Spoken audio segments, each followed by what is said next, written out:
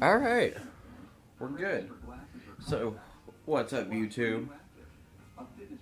Kind of have a mess sitting here in front of me, but that's what I'm going to get into today. So, a little bit of background. It's almost raining outside. Haven't even rode in about a month. So, yeah. So, the phone that I'm recording on right now has been wiped of all videos, all pictures, all downloads, anything, because I'm getting a new one tomorrow. So this phone right here is going to be my designated recording phone. So, with almost 2 hours of free space on this phone, I can make even longer, possibly monetized, informative videos showing you guys how to do stuff, because what I'm going to cover in today's video I actually have done myself, and it's actually very, very easy. But I'm going to be the guiding shepherd that explains all of this stuff to you guys. So today's video is going to be longer, more in-depth, and it's going to be about the parts of a carburetor on a 150cc or a 50cc. They're only a little bit different. GY6 scooter, and I'm going to show you what they do and kind of explain all that stuff. So, without further ado,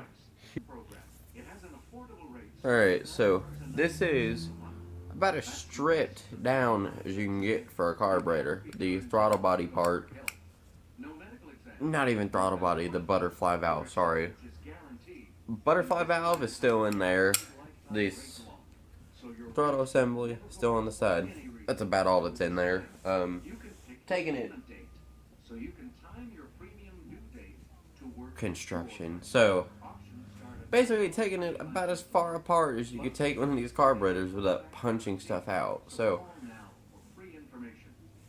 in the spirit of punching stuff out, let's get into the first component, which is, if you're looking at the bottom of the carburetor, right here, this is your pilot jet. This is responsible for letting gas into the carburetor. Has a channel, comes up through here. Sorry if I'm explaining this really bad, but yeah, so this lets gas in at 0 throttle. You don't need any throttle to make gas come into this. No throttle. And how you adjust this, because you can't change the jet size, is with this little doll right here, which is your idle screw, which you can screw in, goes in right here. I'll get into this a bit later. As well as your air screw, which is right here. It's called the idle screw, but it actually just modifies how much air gets in there. So you use these two screws to change this idle jet. What you do to this also affects the other two, but the other two are a bit easier to explain. So now, without further ado, let's get into the other two screws. You cannot remove this without punching it out, I don't think, because I've looked at it and I really can't see a way to get it out without punching it out. Not but like with a hydraulic punch. So, alright, let's get into the next. Alright, the next jet at 0 to 25% throttle. So, like, putting around, not really giving that much throttle on there, is this jet, which is your pilot jet. It's a little bit bigger, and if the phone will let me show you guys, if you can see there, it kind of has little holes on the side of it, and it's a little bit bigger as well, physically bigger. So yeah, this is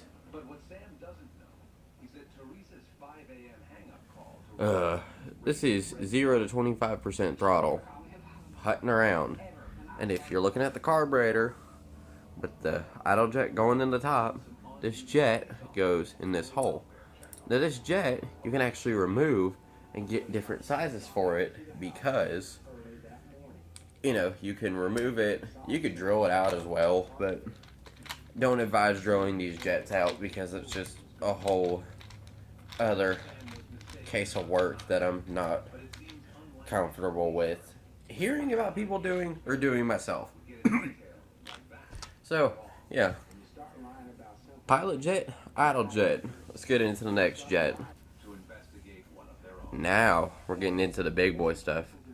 Jet's noticeably bigger than the pilot jet. It's pretty much as long as my pinky. Well, it's about there, but it's quite a bit bigger around.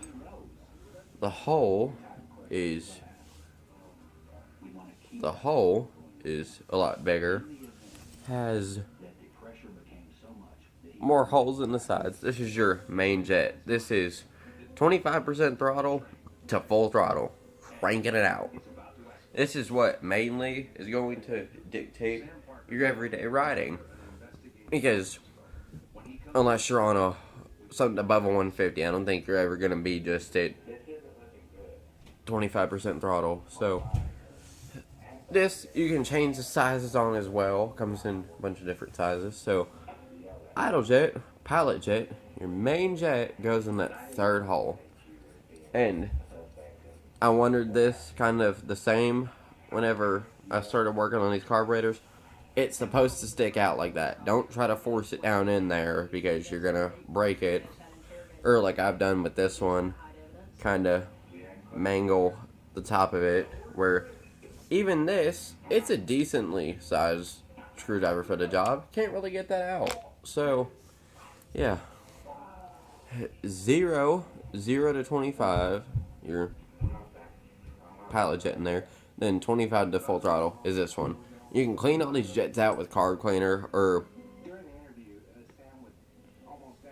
even WD-40 sometimes. I know people don't recommend that, but it just makes your engine idle high for a little bit. Don't do that unless you have to, though. WD-40 is not a good idea for cleaning these carbs, but I've had it accidentally get in there and nothing really happens. So, alright, the jet's solved. I'm just gonna go over the float now because the float's pretty easy. Alright, so if you ever look in the bottom of a carburetor, you take the bowl off. The bowl's this bottom part. It literally just serves to hold all the gas in there and stuff. That's all it does. Bowl, not important. If you got a good gasket on the bowl, you're good. So, you ever look in the bottom of a carburetor, it probably, well not probably, it should look like that. Because your float sits in there. There's three main parts to the float.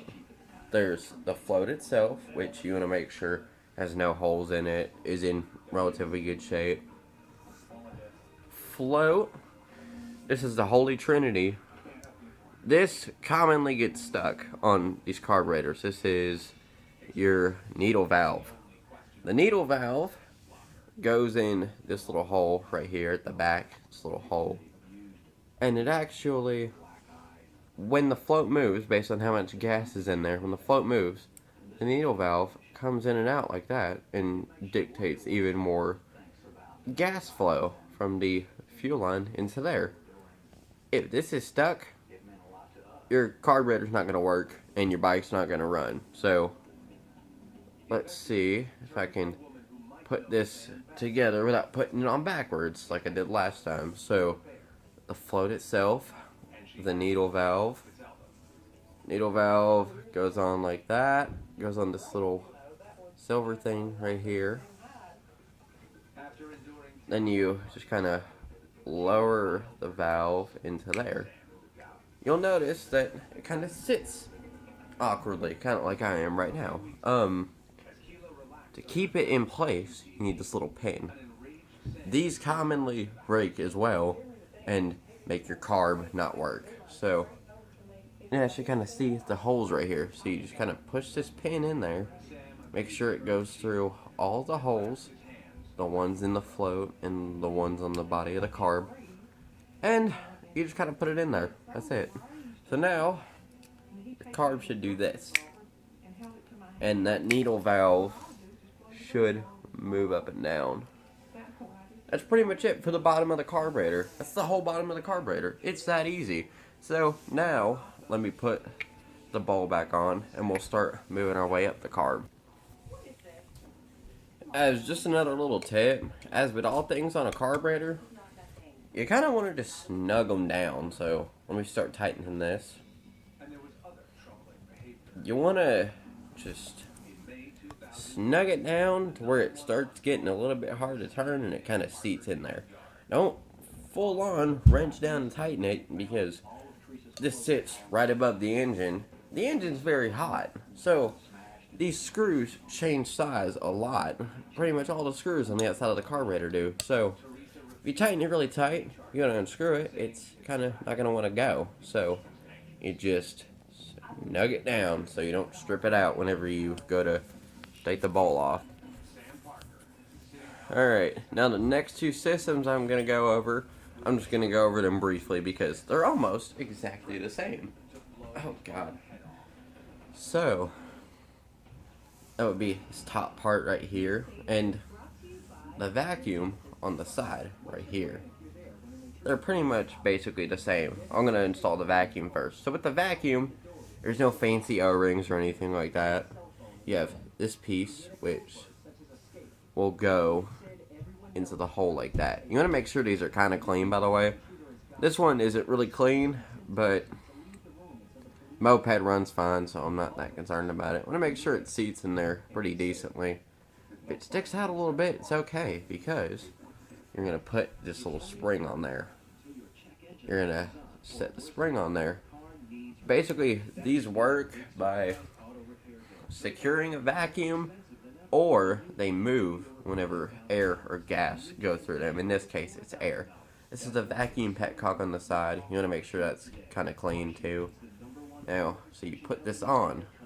This has a spring under it, so you kind of gotta force it down a little bit whenever you put it on. And when you take it off, do the screws both halfway and kind of just wait a little bit, because it will come flying off if you undo the screws all the way. So this is the vacuum petcock on the side, and let me just put this on real quick.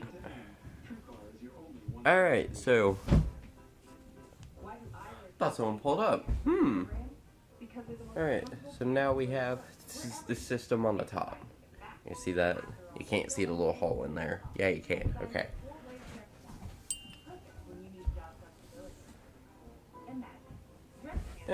Not getting arrested. Yet. Okay. Yeah, I don't really know where that was supposed to go. So, this right here is where this goes. This is the main part of this. It is a needle attached to a plastic sleeve. It has a rubber O-ring on it. You want to make sure that this is decently clean on the inside and out, so this needle can go in and out perfectly. Basically, you just lower the needle down in there, make sure it goes down in that hole. You're gonna press you'll see the groove where it sits, and there's also a little notch right here. You want to spin that around and make sure it goes into its little slot, which is not right there, it's right here. I'm not completely comfortable with this yet. I still don't think this thing's gonna work whenever I put it back in, but I know the carburetor inside and out now, so I can kind of, judge it. Okay, this spring, doesn't matter which way you put it in, goes in that little hole. And you're gonna take this bowl part. Remember, when you take this thing off as well, it is spring activated, ready to pounce. So you want to put it on and take it off with caution. However, this spring doesn't really have as much tension on it as the vacuum pump one. Not the vacuum pump. Where the vacuum petcock. There we go. This is not as bad as that, but it will still shoot off. So you wanna snug it down, please. You don't want to over tighten it and not be able to take it off. I have a carb over there.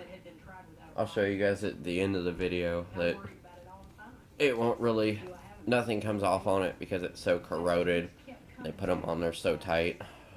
Alright, that's on. Now, to the last piece basically, which is, let me get it over here, your auto enricher. This, not this, hopefully, this frequently goes out on these scooters. So if you find that your scooter's having trouble starting, check the wires, make sure the wires aren't frayed anywhere, make sure that this needle works, which I don't know how you would do that, but just don't break it. Oh, this goes into the, if you're looking at the carb, inside the engine bay, unless you have, what is it called? Honda Ruckus? Yeah, Honda Ruckus. Because for some reason, the carbs on those are mounted backwards, which I'll never understand. I mean, there's plenty of room under the seat, but, you know, Honda's Honda. They're making more money than I am, so I guess I can't complain. So, it goes into this little hole right here. You're going to make sure that needle doesn't catch on anything or bend. You want to make sure that it kind of slides in there nicely like that. Now on my 50, I had to force it in there to make it go in there all the way, but on this it just kind of slips in. If you can kind of push on it a little bit and it doesn't feel like it's gonna go further, don't force it. Then you have this little seal that goes on it. Don't put it on while it's bent, hopefully. Be smarter than me. Yeah, so rubber seal, and then you have 2 screws, hopefully with washers on them. Hopefully all your screws on this have washers. That makes taking stuff off on this very, very pain-free. And as well, what's helped me on these carburetors is having a magnetic screwdriver, because dropping screws in the little crevices on these things, man, it's so annoying, and it just, it's not fun trying to get the screws out. Like, say if a screw falls in right here, it's gonna take some shaking the carb to get it out. So just kind of make sure that you don't have to have a magnetic screwdriver, but it helps a lot, trust me.